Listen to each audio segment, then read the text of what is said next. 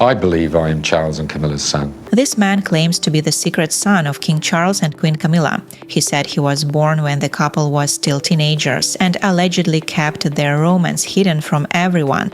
Yes, we've heard stories like this before, but this particular man made headlines in the international media. He's been demanding a DNA test for years, filing lawsuits, and even calling himself Prince Simon. He boldly claims that Prince William is not the rightful heir and that he should take his place. Recently, Simon shared new evidence, and many were shocked. His resemblance to Charles and Camilla is truly striking. But what if it's true? What if the British royal family is hiding a secret love child? Now I'll tell you who this man really is. Watch until the end to hear the whole story. You don't want to miss this. The topic of illegitimate children has long surrounded European royal families. It's not uncommon, especially considering that many royals were forced to marry not for love, but for status. Protocol, dynasty, and duty to the country often came before personal feelings. As a result, romantic affairs and children born from those affairs had to be hidden at all costs. One of the most striking examples comes from Belgium. Former King Albert II hid his illegitimate daughter, Delphine, for decades. The woman fought in court for years to be recognized as his child, eventually winning. Today, Delphine is officially a member of the Belgian royal family and holds the title of princess. In Monaco, Prince Albert II acknowledged 2 illegitimate children. His son Alexandre was born to flight attendant Nicole Coste, and his daughter Jasmine to an American waitress. All 3 took DNA tests which confirmed their relationship. Today, the children are part of his life, and Albert openly recognizes them as family. So it's no surprise that rumors about secret royal children often surface in the British royal family too. Some are said to be born to palace staff, others to youthful lovers. Many of these stories are, of course, hard to believe. But what if just one of them turns out to be true? If you look into the history of the British monarchy, it becomes clear that the topic of illegitimate children is nothing new. Kings and princes have never been known for perfect behavior, especially when it comes to love, passion, and secret affairs behind palace walls. Take King Charles II, for example. This charming and fun-loving monarch ruled in the 17th century and is officially known to have fathered at least 14 illegitimate children with multiple mistresses, and those are just the ones history recorded. More than 300 years later, King Charles III has also found himself at the center of rumors. Unlike his predecessor, though, he hasn't acknowledged any alleged children beyond Prince William and Prince Harry, nor has he publicly commented on the claims. Still, stories about possible secret children continue to appear in the media. One such story emerged in the year 2000 when a Canadian woman named Janet Jenkins claimed she had a long-term affair with Charles during his marriage to Princess Diana. According to her, their relationship lasted nearly 2 decades, and she became pregnant after one of their unprotected encounters. The result was a son named Jason. Jenkins didn't publicly declare that Charles was the father, but her friends told the press they believed it was possible. One insider even said, "Janet's son is the spitting image of William. They look like brothers, and I believe they are." At first glance, the story may sound far-fetched. However, many royal watchers remember that Charles famously had an affair with Camilla while still married to Diana, so the idea doesn't seem entirely out of the realm of possibility. Another rumor, however, sounds more like science fiction. In 2015, the Globe tabloid published a wild claim that Diana and Charles's first child wasn't William, but a woman named Sarah living in New England. According to the story, she was allegedly born from an embryo created using Diana's egg and Charles' sperm, which a doctor secretly stole and implanted into his own wife. The explanation: Diana had to undergo gynecological testing before her royal wedding, and part of that process involved checking if her eggs could be fertilized. Years later, Sarah supposedly discovered the truth in a diary after her adoptive parents died in a car accident, but remained silent due to threats from those who didn't want the story to come out. If that sounds like the plot of a novel, well, it is. The rumor was inspired by the 2011 book The Disappearance of Olivia by Nancy E. Ryan, who once said her story could have been true. Have you ever wondered what royals eat? I've always been curious about that, so I created a cookbook. It's called Elegant Main Dishes and is inspired by the real meals enjoyed by European royal families. Inside, you'll find simple and tasty recipes. Some are great for everyday dinners, others are perfect for holidays and special moments. I was inspired by the favorites of Kate Middleton, Prince Charles, Grace Kelly, and many other royals. If you'd like to bring a little royal flavor into your own kitchen, the book is available now on Amazon in both Kindle and hardcover. Just click the link below this video. Among all the rumors and fantasies about secret royal children, one man didn't just claim to exist. He stepped into the spotlight, gave interviews, filed lawsuits, and turned his story into an international sensation. His name is Simon Charles Dorante Day, and he calls himself Prince Simon, the illegitimate son of King Charles III and Queen Camilla.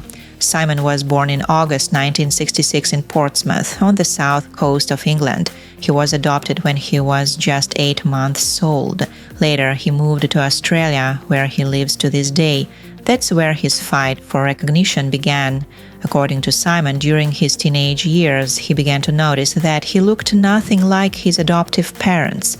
But the key moment came later when he claims that his adoptive grandmother, who once worked in Buckingham Palace, confessed to him on her deathbed that he was born from a teenage affair between Charles and Camilla. He says that the couple had to hide the pregnancy as Camilla was only 18 at the time and Charles was 17. Through connections at the palace, the child, Simon, was secretly adopted out to another family, and his royal origins were erased. But Simon insists he will not stay silent. For years, he has spoken to the media, runs a Facebook page with tens of thousands of followers, and regularly posts comparison photos to prove his resemblance to Charles and Camilla. With every year, his voice gets louder. He has officially demanded a DNA test, sent legal requests to Buckingham Palace, and even filed lawsuits in Australian courts, seeking to establish his biological parentage. He insists he's not doing this for money, but simply to know the truth. "I just want to know who my real parents are," he says, "and I want the king to stop hiding his past." Simon has even suggested that if he is proven to be Charles's eldest son, he could replace Prince William as the rightful heir. That's why some in the media now call him the alternative Prince of Wales. He gained particular attention in 2023 when Charles was officially crowned king. Simon refused to watch the coronation, calling it a farce and saying, "You know the truth, and yet you stand there accepting the crown, knowing the truth." He was especially vocal before Charles and Camilla visited Australia in 2024.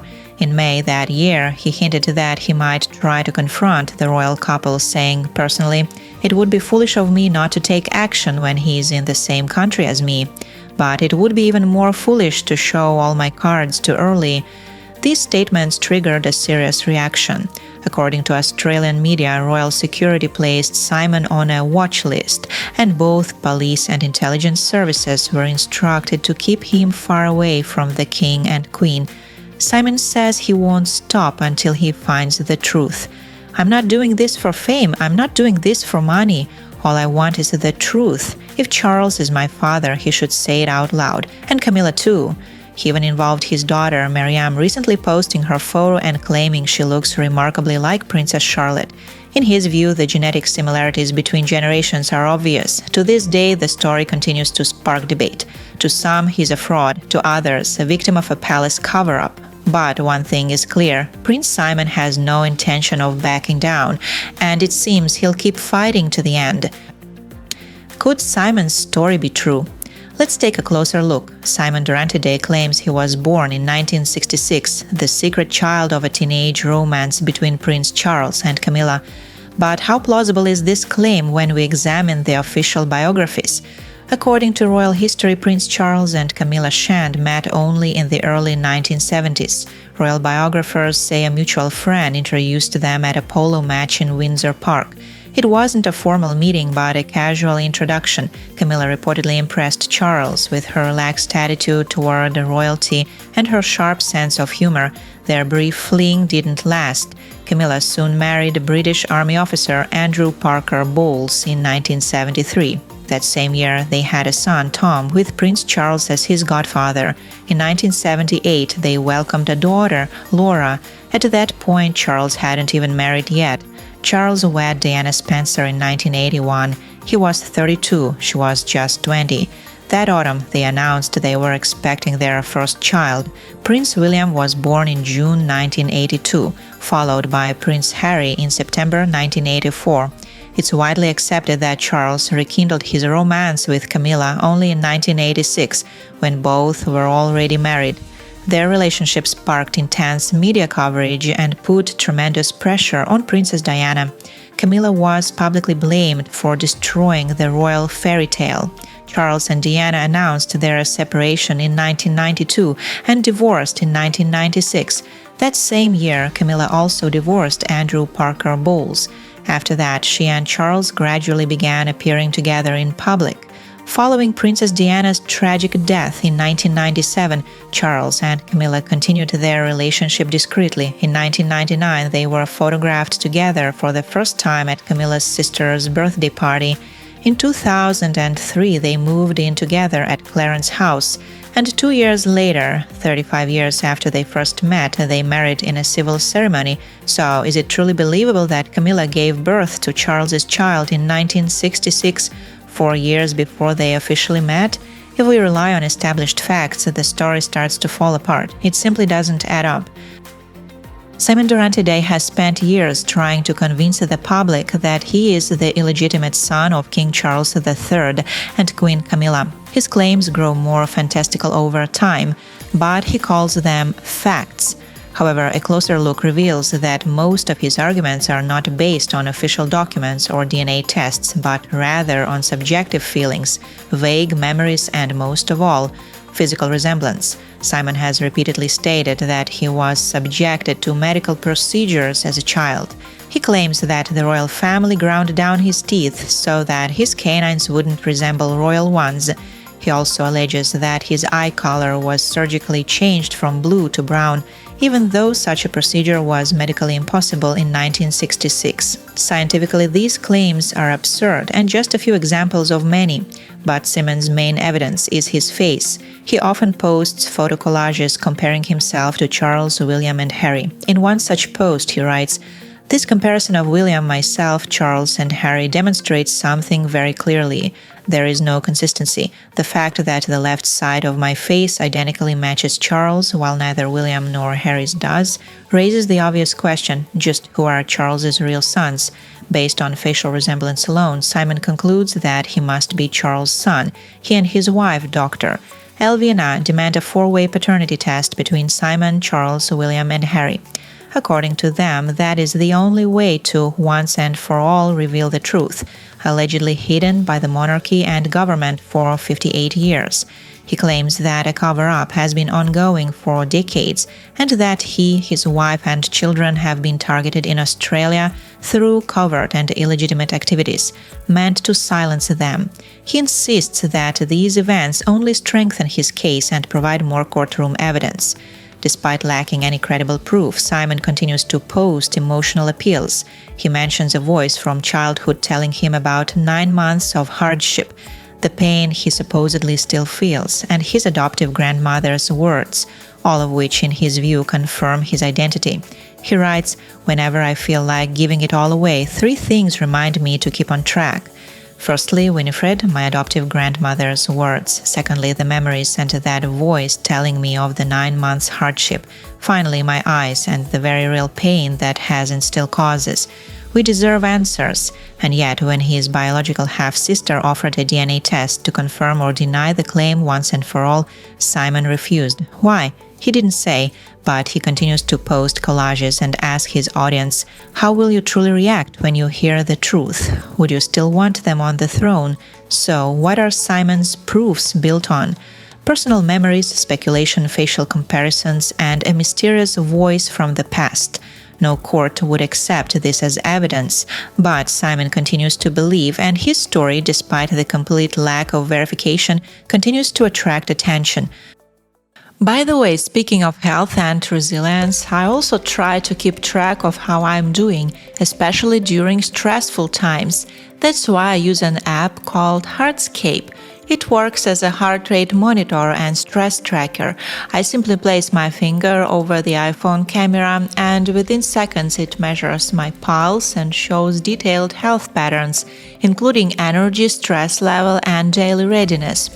It also indicates health patterns over time, helping me see what's improving and what needs attention. You can download Heartscape now from the App Store.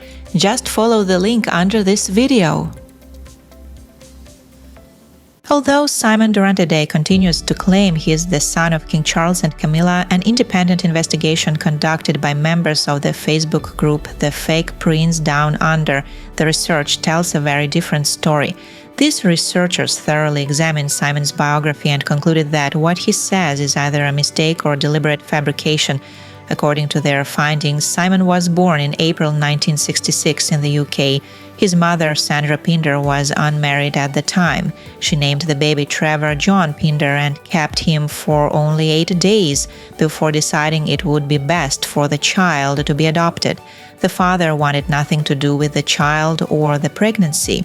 The baby was adopted by a couple named Day, who renamed him Simon Charles Day. Simon claims the name Charles was given in honor of the king, and Simon in honor of Prince Charles's close friend.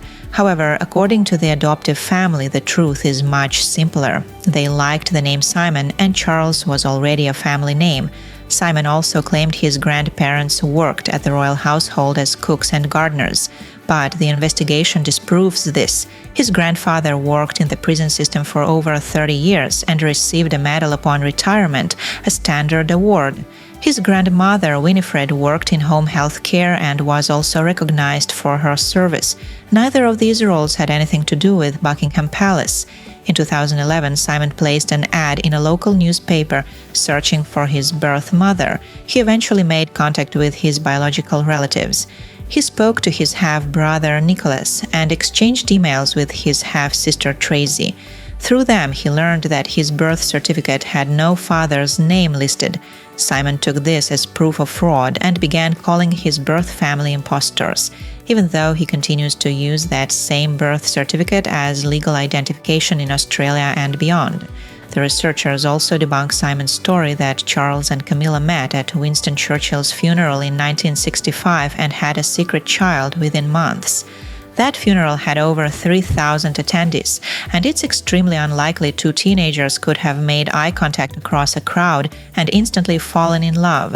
In fact, official records show Charles and Camilla met in 1970, 5 years later.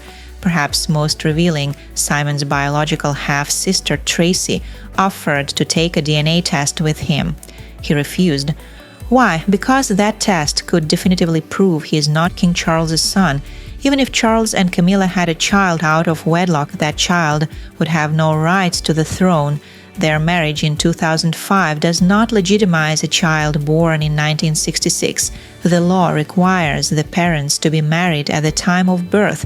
Simon may fantasize about challenging this rule, but it's a fundamental principle of the British monarchy and not likely to change. In fact, if Charles truly had a secret child, many believe Queen Elizabeth II would have ensured that the baby was raised discreetly on royal grounds, educated, and given a quiet life, not left to be adopted out anonymously. That's just speculation, of course, but it's far more plausible than Simon's tale. Eventually, Simon's adoptive sister, Amanda, and his biological sister, Tracy, had had enough of the public accusations. They created a blog publishing documents and photos that clearly show who Simon really is. One photo shows Simon next to his biological mother, and the resemblance is striking. All the available evidence points to one conclusion: the story of a hidden prince is nothing more than a myth, one Simon has perhaps convinced himself is true. When Simon Durante's story gained publicity, he openly encouraged people to check everything for themselves, and some actually did. During the COVID-19 pandemic, Simon's adoptive sister, Amanda, and his biological sister, Tracy, began their own investigation. They carefully examined public records, collected documents and photographs, and spoke spoke to people who had known Simon during his childhood. Eventually, they created a Facebook group called The Fake Prince Down Under the Research. There, they shared all the materials they had found and came to a clear conclusion. Simon's story has no factual foundation. It's either a deliberate fabrication or a result of fantasy and distorted memories. The group emphasizes that Simon has distorted facts about his adoptive and biological families, about the royal family, and lately has even started accusing people who don't support him of criminal behavior. He invents stories or severely twists the truth, which raises serious concerns that he's doing the same with his so-called royal narrative. Although the media is aware of this counter-evidence, they continue publishing Simon's statements as fact-based claims. That's why the group decided to act independently. They don't seek fame, they simply want the truth to be known. With each new media story, Simon seems to feel more entitled to insult and attack those who question him. For the group admins, it's now not just about exposing falsehoods, it's also about standing up for those Simon has hurt and continues to harm. Comments on the group's page are intentionally disabled, not out of fear but practicality. People often become too emotional and start insulting Simon, and since the admins are volunteers with lives outside this page, moderating that kind of content is simply too much. However, anyone with information or questions can contact them via private message. When asked, if this is false, why doesn't the royal family say something? The group explains that royal residences receive around 10,000 inappropriate letters yearly, not the royal family members themselves, but their offices. FTAC, the unit handling these cases, processes thousands of referrals per day. Many senders claim to be secret royal children or to be in love with the royal. Simon may just be one of many. Queen Camilla, after all, knows exactly how many children she's had. The group states that what makes their information more reliable than Simon's is that every fact they present is verified using public records and direct testimony from family members. This has proven that most of Simon's claims are either wrong or deeply misinformed. Unlike Simon, who deletes inconvenient comments and curates his narrative, they also welcome any questions and are prepared to answer with transparency. The group writes, "We're not telling people what to believe, we're just showing the full picture. The rest is up to you." Being a member of the royal family is no fairy tale. It means living under constant camera flashes, public scrutiny, and endless accusations. Even when you just try to live your life, people watch, judge, and sometimes invent stories that have nothing to do with reality. King Charles and Queen Camilla are not young anymore. Perhaps more than anything now, they just want peace, to live out their remaining years without new scandals or rumors. But stories like Simon's keep dragging them back into the spotlight, stirring up noise and doubt. What do you think? Could there be even a grain of truth in this story? Or is everything Simon says complete nonsense? Let me know in the comments. I'd love to hear your thoughts. As always, please like this video and subscribe to the channel if you found it interesting. Thank you for watching.